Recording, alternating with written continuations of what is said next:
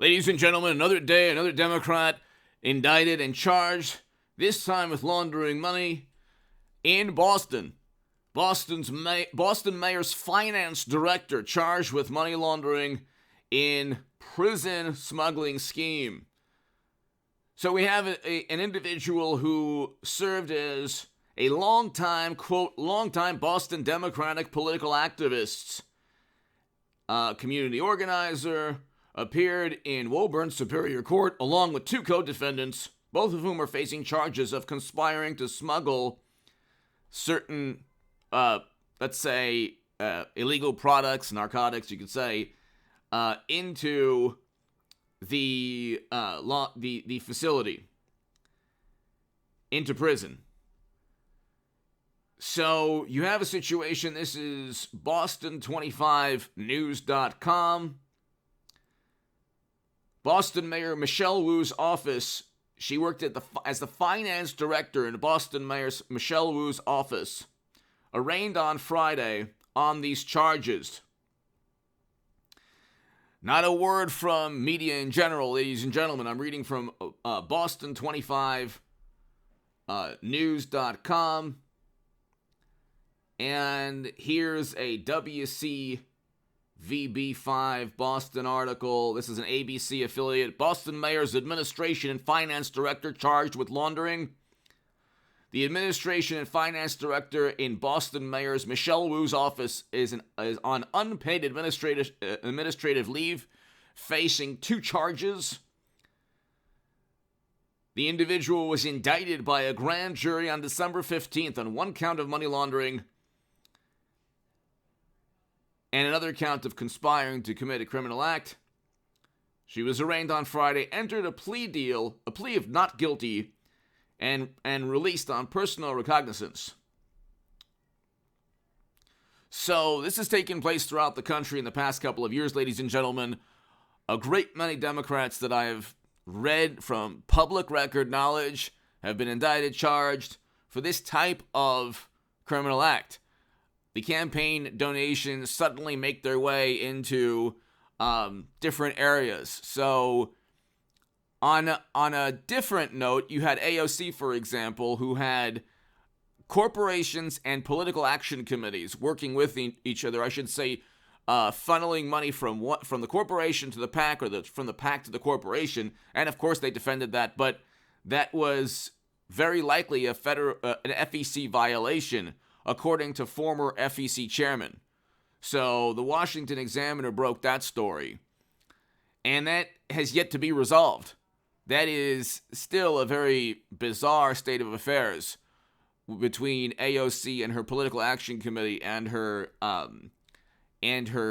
corporations when she first started off. Interestingly enough, two very, very famous pundits with really large channels, 4 million subs, had a lot to do with AOC starting off, perhaps know something about those PACs and those corporations. But anyway, the individual is one of multiple defendants charged in the case, with several others accused of delivering narcotics to prisoners in a Massachusetts correctional institution or jail. Wow. So this is really interesting. And this is the finance director for Boston's mayor. Obviously, Democratic mayor. So you have a situation where the finance director, the person in charge of finance, money, fundraising, maybe appropriating funds throughout the city or the budget of the city, or the administration finance director. Okay, so money going into the mayor's office from fundraising from the Democratic Party in Boston or Massachusetts or throughout the country. This person has access to a great deal of money, and look what's taking place. The money is not going to where it should.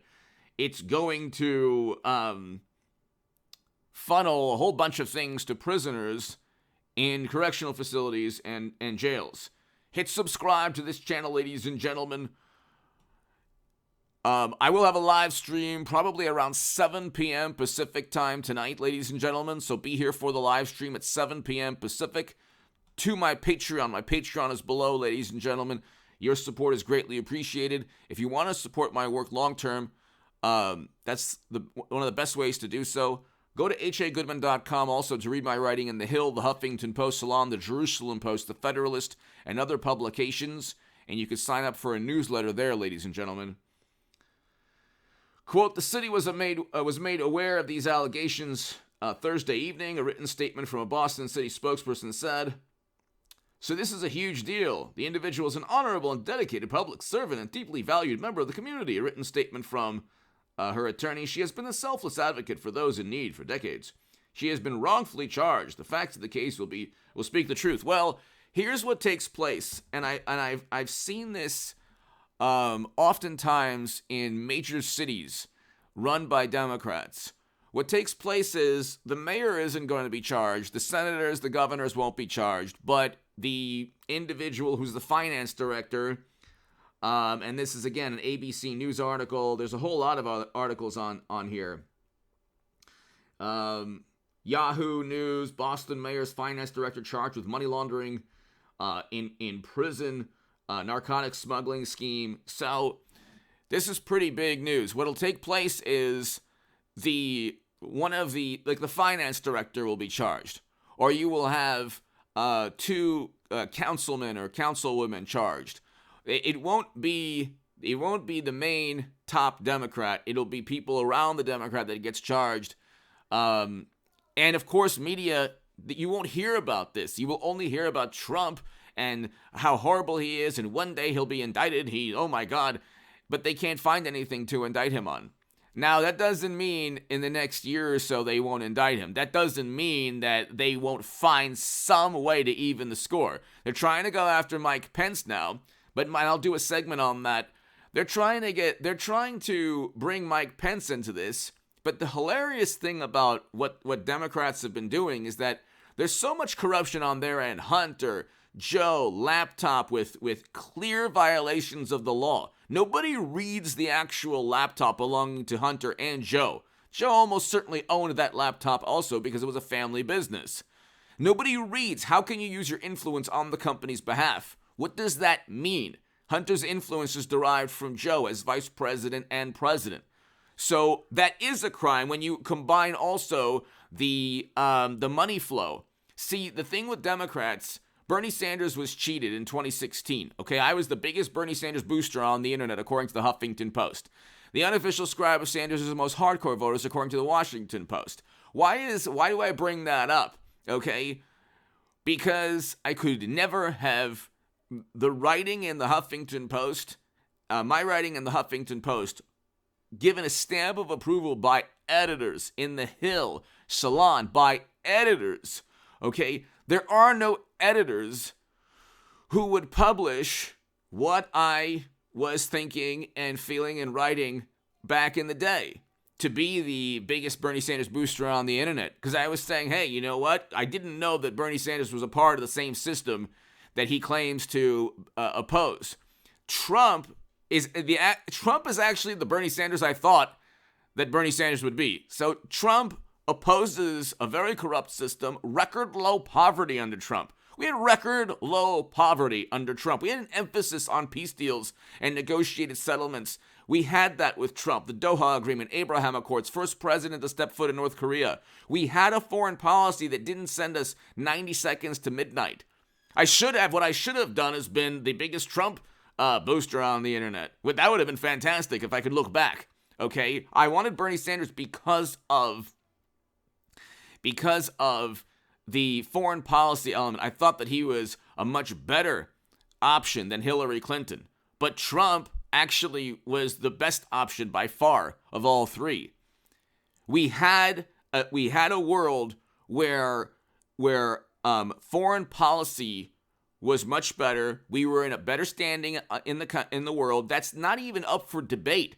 The Doha Agreement alone reversed U.S. foreign policy. Okay? We had record low poverty under Trump in 2019, according to CNN and all the other publications and according to the numbers. What is wrong with that?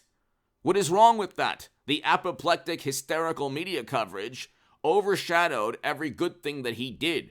But the reason that I'm bringing that up is when I was writing and telling people, now I'm not going to vote for the establishment candidate in the Democratic Party, it is a cult. It is a racket that if you deviate from this kind of very corrupt system, they look at you like you're a monster. And so there were hit pieces written on me, but they actually only elevated my voice, made me stronger. But the point, what I'm trying to tell you is, you don't hear about the corruption within the Democratic Party because they say it'll help Trump. The DNC emails will help Trump. The Hunter's emails will help Trump. This story would help Trump. Well, that's why that media circles the wagons. You don't hear about this, which is why you should subscribe to this channel. It's really sad that you don't really, this is not really addressed. It's published, but never talked about on MSNBC or CNN. It's published maybe on Yahoo News, but it's never obsessed over the way it is with Trump or Pence or DeSantis. And so you have media working for the Democratic Party to suppress the truth about the Democratic Party. And so when I learned that the truth does not reside with the Democratic Party, and I said, hey, you know what? That's probably Bernie Sanders. But I actually should have, if you look at what was best for the country, I should have been writing about Trump. Give me your thoughts below. Hit subscribe to this channel. Record low poverty under Trump. Fact. Give me your thoughts below. Thank you.